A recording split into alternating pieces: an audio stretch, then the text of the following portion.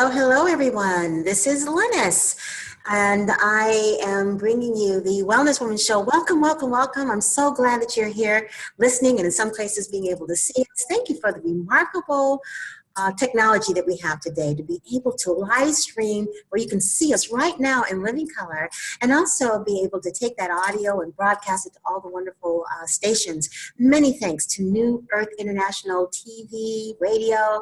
You can find out more about all of the fantastic shows that we cover on this network by going to New Earth International TV. Just Google New Earth International Radio or New Earth International TV, and you will find TV, okay, and you will find all of the shows.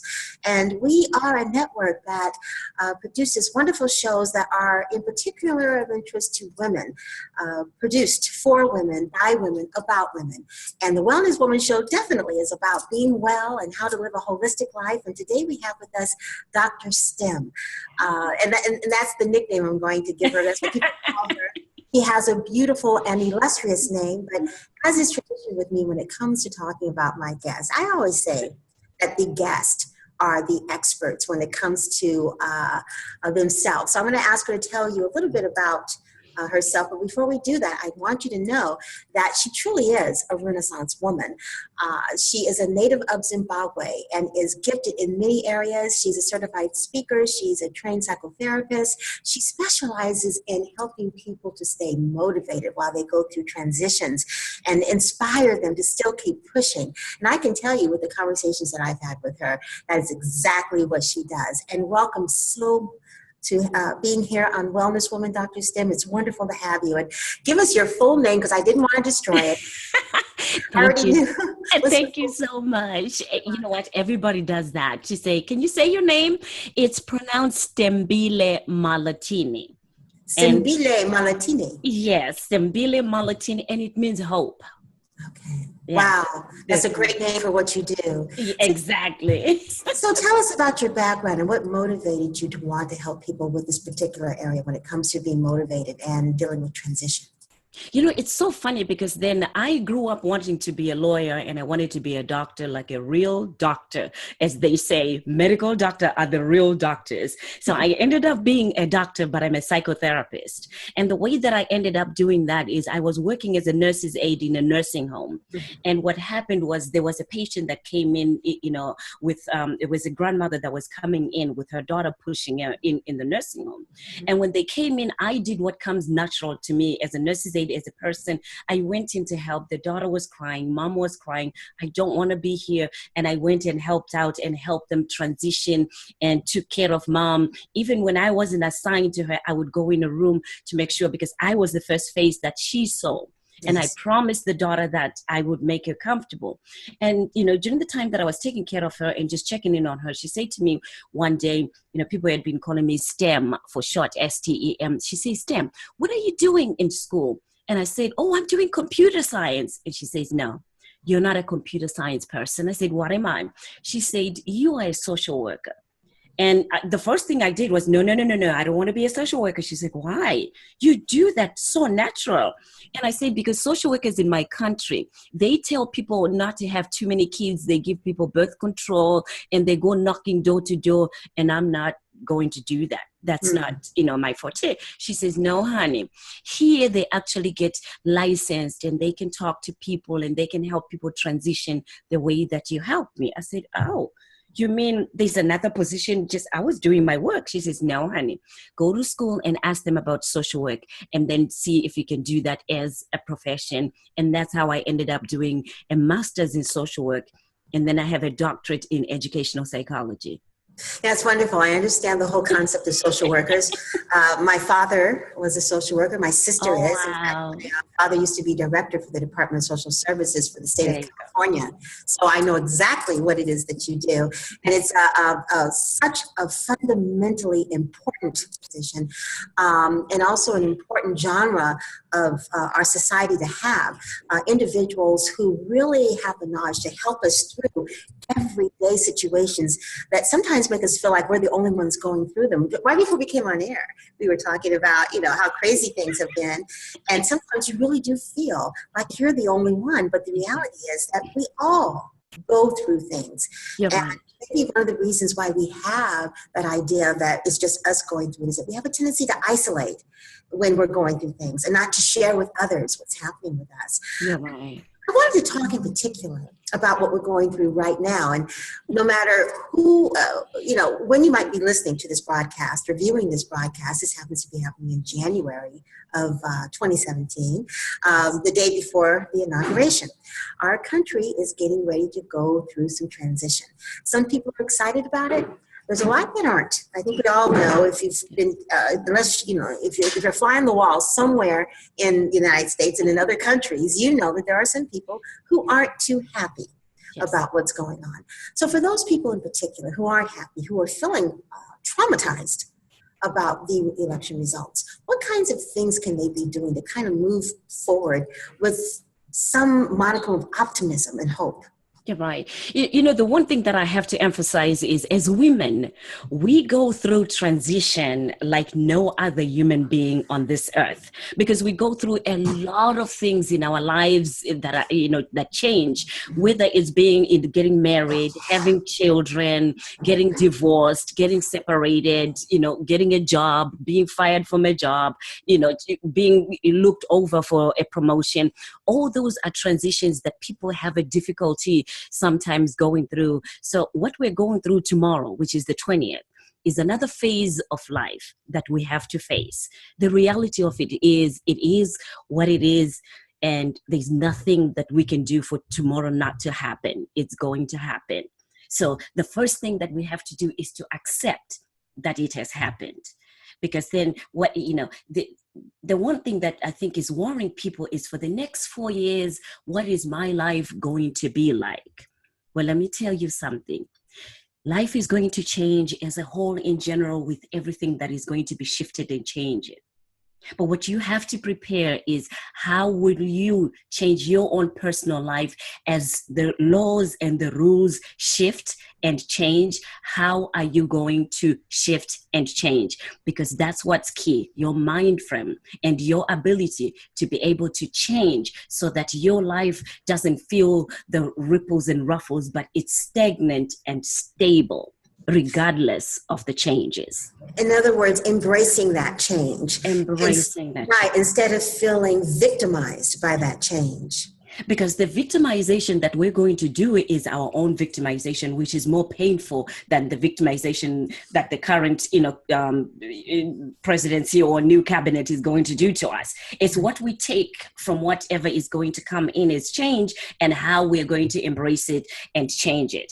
And as women, we do have the strength within us to be able to shift our minds, to think of it, how can I make a change that will, impact not just my life, but other people's lives? And people are starting to already plan for 2014, and I mean 4 years from now. Yes.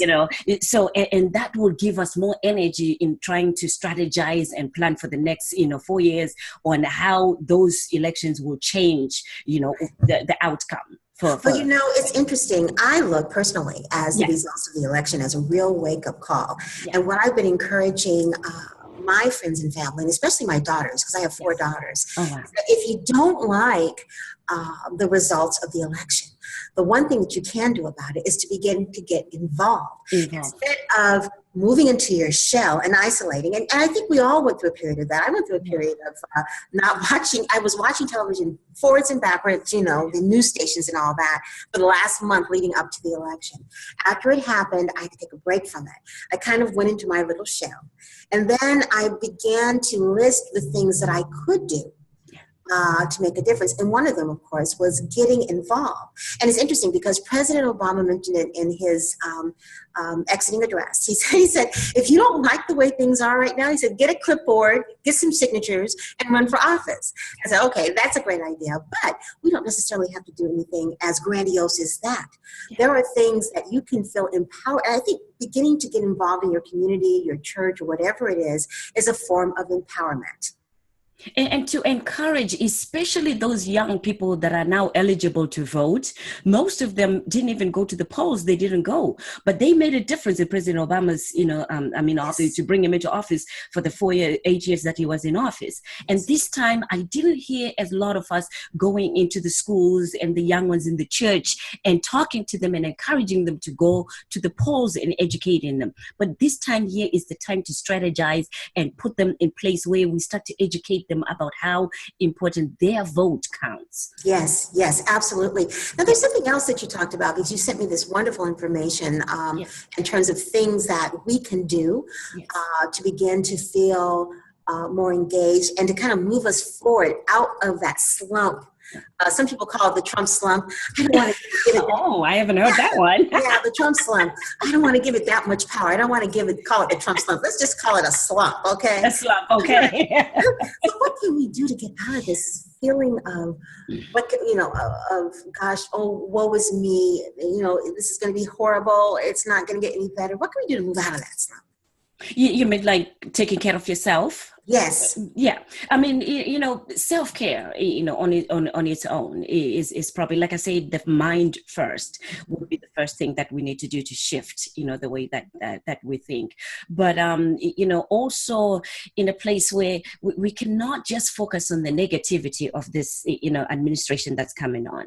There are going to be some positive things that will come out of it. And what are we anticipating? Because usually we get what we think about and talk about all the time. That's what comes right back to us because of the mind. So if we focus on the good things that, I was talking to, I'm also a motivational speaker, as you said at the beginning. And I was, talking to in a high school last week. And I said, listen, let me tell you what I've learned about this new presidency. I've learned about confidence. I mean, it shocked him at first because as I was watching how this whole thing rolled out, there came a time where he actually said, this thing is really going to happen. I'm really going to be president. And became more and more confident, even though he wasn't that confident. So how confident are you that things can change in 4 years? If we don't start now to think that it's possible for things to change for the better, and it's also possible for us to learn something, there's a reason why this administration is coming in at this time. And what is that reason is what we need to open our minds, our souls, our spirits, and figure out what is it that is coming in that is changing for us, that will benefit our lives, our communities, our families, and our businesses. Something is in the air that we need to gain that confidence in order to be able to, to learn something or receive something. Fear. Yes. Was another thing, to be fearless as well. Yeah, to be fearless. I love that you brought a couple of things that I wanted to definitely emphasize. The first thing is that, changing our mindset and and thinking about what we think about. What we think about, what we ponder on, what constantly goes through our mind truly will come to pass. So why not take this as an opportunity to find the silver lining in this and focus on that? But let's talk a little bit about fear, because that's something that I am very unfortunately familiar with. Fear has been the basis of my anxiety disorder. And as I had shared with you, I had a relapse in the anxiety, and I'm coming back now. And it was mostly rooted in fear. Fear of the outcome, fear of, not being able to control the outcome, which is, of course, the wrong way to think. It's not really all about controlling the outcome. Many times we just have to put ourselves out there and then move on to the next thing. So how can we work on not letting our fear cripple us from being able to move forward? The one thing that we have to do is, a lot of people we're talking about, because we had Hillary Clinton as our candidate, so people didn't want a female in there, and this is why it was people even call discrimination out. But we need fair is fair. We didn't play our role. We didn't do as much to go out there and support our candidate. So if fear is part of that, of being realistic with what's out there to overcome our fears. So what happened was, in order for us to not move on with a fear, is what was I going to say? To recognize it first. that we are fearful and we are afraid, and to recognize that, the thing that we are afraid of is what we need to get beyond in order to get us to where we want to go. Yes. Are we afraid to vote? Are we afraid to put, a candidate that is a woman in there? How confident are we? See, I'm a Christian woman. So part of it is, of the way that I work with my fear is I have to depend on the Lord, and knowing that things will happen in my life that the good Lord has already put in place, and he knows the plans that he has for me. How confident were we? Did we have the faith of a mustard seed and confidence of a mustard seed that things were going to work out for us? I don't think we did. Mm-hmm, mm-hmm. And I also think that a lot of us kind of got complacent during those 8 years. In fact, I'm like, God, I wish I could replay it again, because there's so many things I realized that I missed because I had gotten, we have now a generation almost of people who didn't even know what it was like not to have an African-American president. Yeah. This is not in their reality, because ever since they were born, he was president. And that's been implanted in their mind, which is a good thing, because moving forward as they grow, the idea of voting for another person of color isn't going to be so abhorrent, because they grew up with one.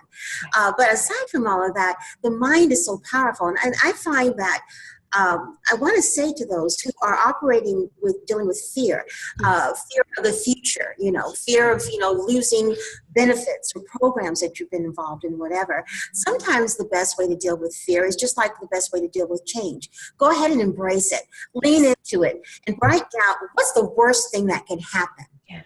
And then once you've addressed what the worst thing that can happen, you go from there. Okay, it's out, this is the worst thing that can happen. And guess what? The worst thing that can happen, you will survive it, because you'll figure out our need to survive is stronger in many cases than our need to fail.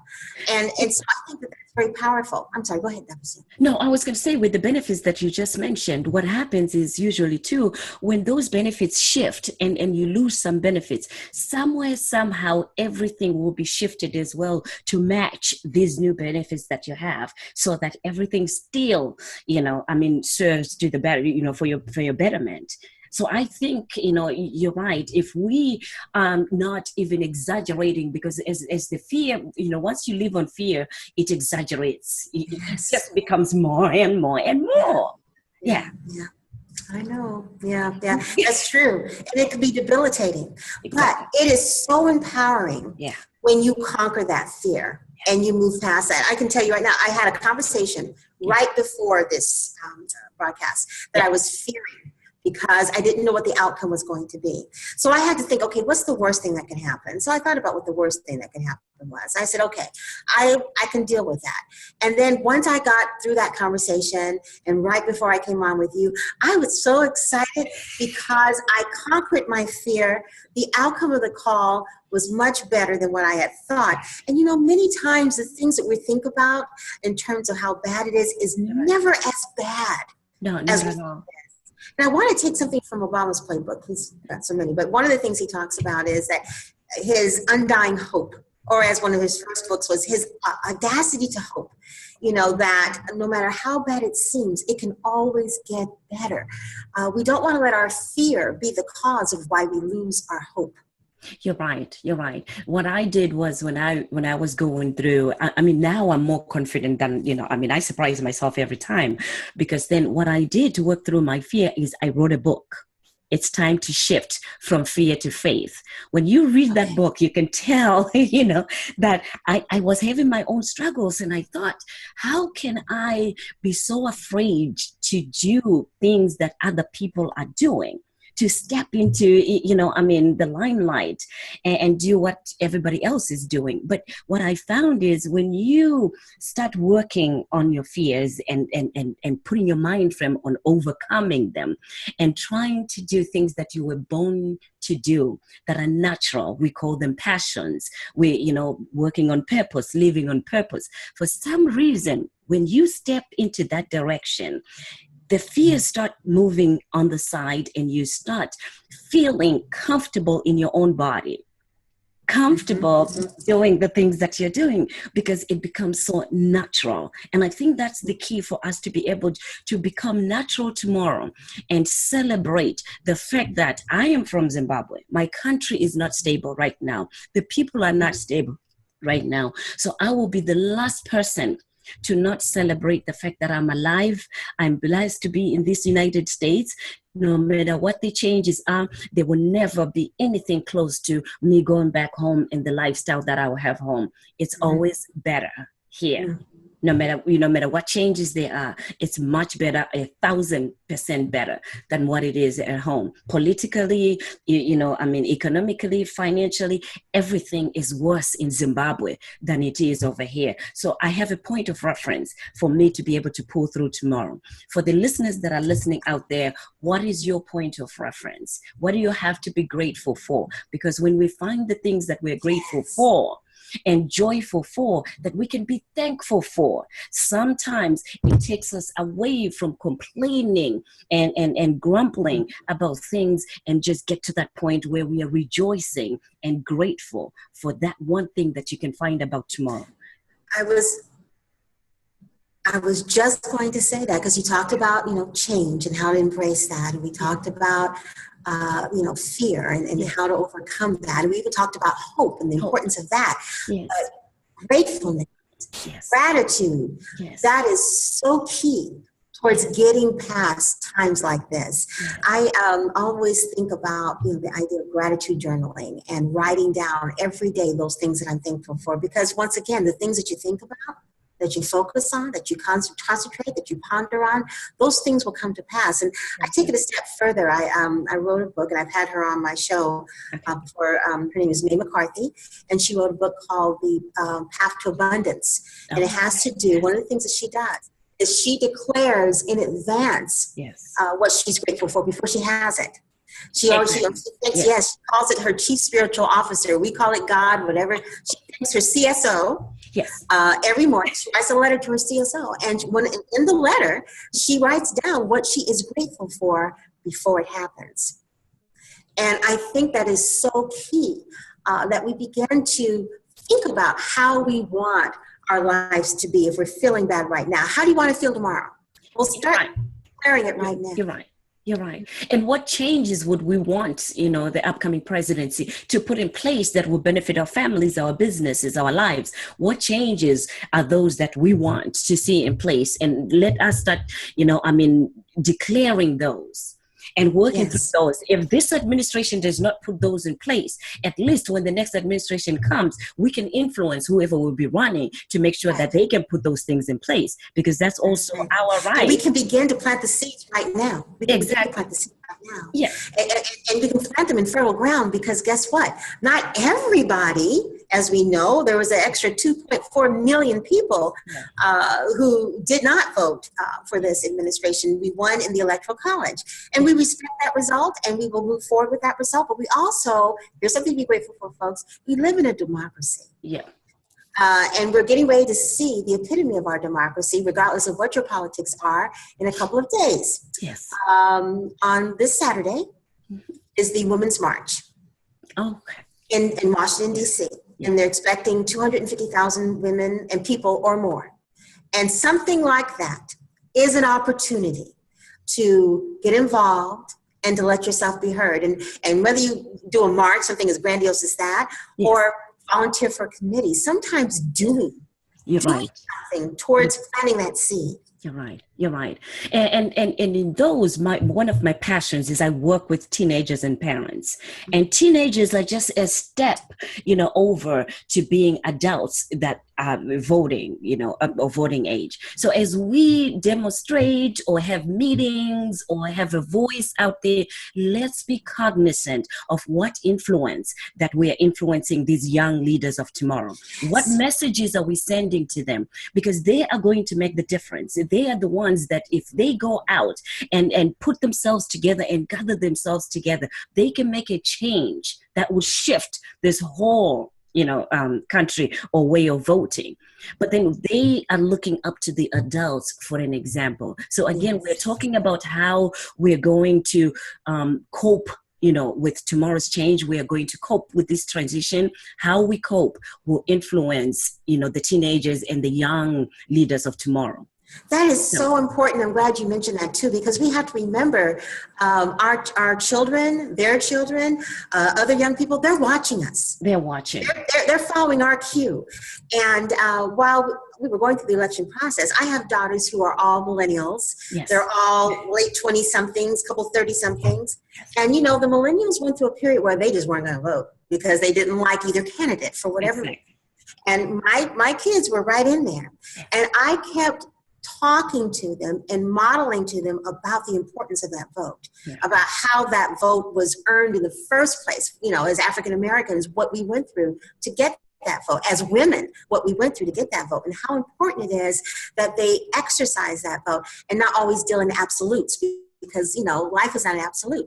And, so they did that. And of course, the result wasn't what they wanted, and they were upset and everything else. And so I encouraged them to follow the process as we get ready for this transition.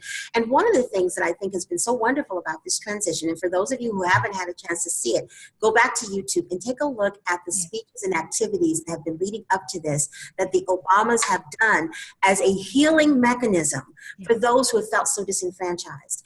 And his very last speech that we talked about a little bit earlier, I asked my daughters to watch it, and we watched it.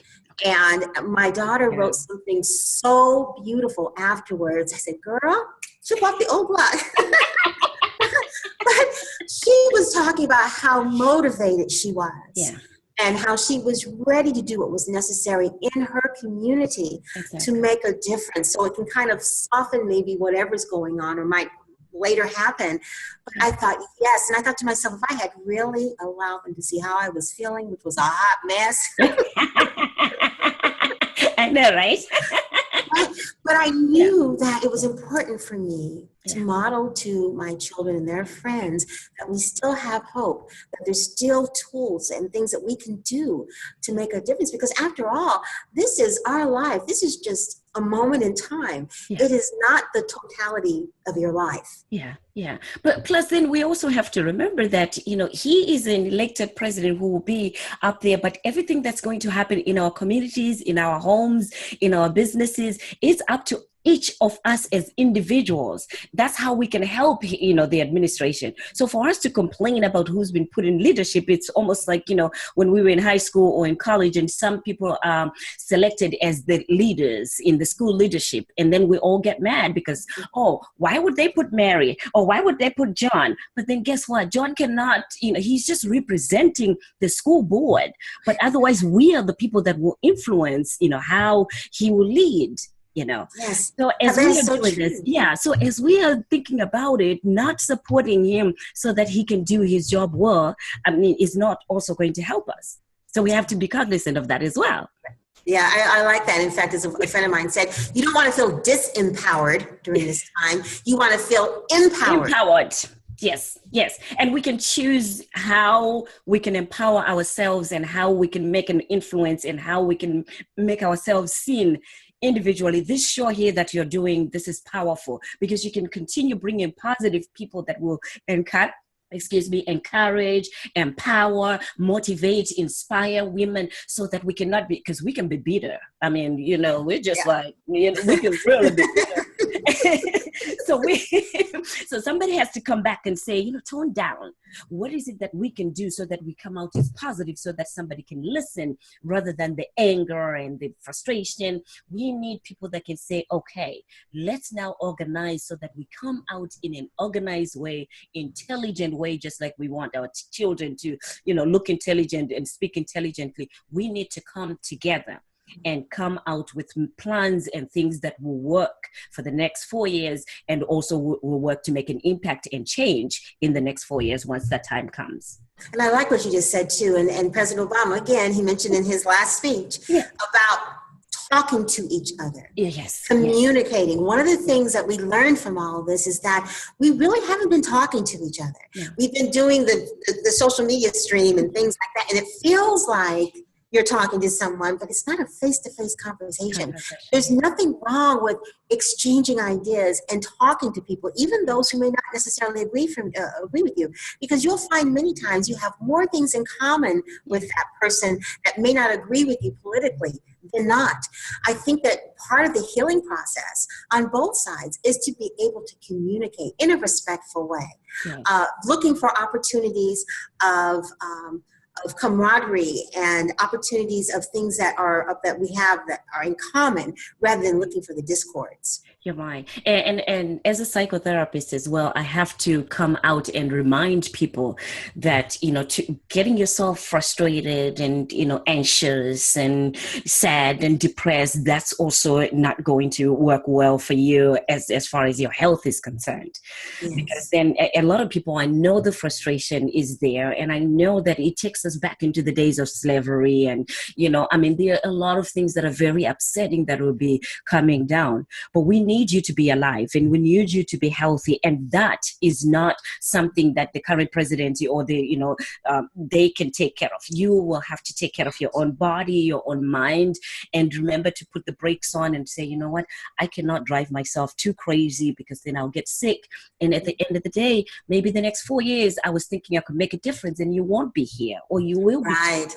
So you really have to take care of yourselves and think of, how far can you go with this, and how much can you take until you take care of yourself health-wise and mental health-wise. I'm so glad you mentioned that, because as a wellness coach, a holistic living coach, I feel very strongly about the mind, body, spirit connection. Exactly. And the importance of making sure that you take care of that temple, because this kind of stress and these kind of feelings can put you right into the throes inevitably, eventually, if you keep going in this direction of chronic disease like high blood pressure, diabetes, rheumatoid arthritis, fibromyalgia, obesity from emotional eating. These are all the things that you can kind of segue yourself into if you're not careful. Right? You're right. And we really have to be. We really, as women, our body breaks down, much faster and quicker than, the male body. So we have to take a break and take a look and get physicals and, meditate, relax, and just take care of ourselves, because it's very stressful. I understand. Yeah. Oh, thank you so much, Dr. Stem. So much wonderful wisdom. And I want to make sure that everybody knows where to find you, so they can find out more about you and all the books that you've written, and all the wonderful services that you provide. Sure. My website is www.drstemspeaks.com. And motivational, inspirational books that I have written are all on Amazon.com. So people can just even put DrSTM for Dr. Stem books, and all 24 of them will come up. There are 24 books that are on Amazon right now. I also, have a show on AmericaOutloud.com. It's a motivational, inspirational show where my goal is to encourage and empower people again, and to inspire them to live their lives without fear, beyond the fear, to get, tools and ways to live beyond their fear. So they can listen to that show on AmericaOutloud.com. Yes, it's a wonderful show, and I've listened to some of your shows. They're great. Yeah, sure. And the email once, sorry, I didn't say the email. The email is drstem14@gmail.com, which is DRSTEM14@gmail.com. Fantastic. Thank you so much. And that's right. Dr. Stem and I are both hosts of different shows on the Great America Out Loud Network. My show is What's Inside You, Mind, Body, Energy. And the name of your show again, Dr. Stem? Dr. Stem Show. Okay, the Dr. Stem Show? Okay. Fantastic. That's easy. I wanted to make it nice and simple, the Dr. Stem Show. Yeah. Fantastic. It's all about motivation and inspiration. And I do interviews just like you're doing with me now of different people, from all aspects of life that come and talk about things and ways to enhance people's lives. So I love Absolutely. It. Yeah. I love doing That's wonderful. In fact, that you're going to be a guest on my show very soon too about what's inside you. So see, it's all in the family. I'm so happy about that. And likewise, I'm going to schedule you, and we can talk about these shows as well. Absolutely. Yeah. Thank you so much, Dr. Stem, for joining us on the Wellness Woman Show. And thank you to all of you who are listening, who are viewing the show right now. We so appreciate your support. And tune in every Thursday. We have brand new shows that are live and you can stream and find out about how you can be better in your mind, your body, and your spirit. It's all about wellness. Thanks so much for joining us. We'll see you again next time. Thank you.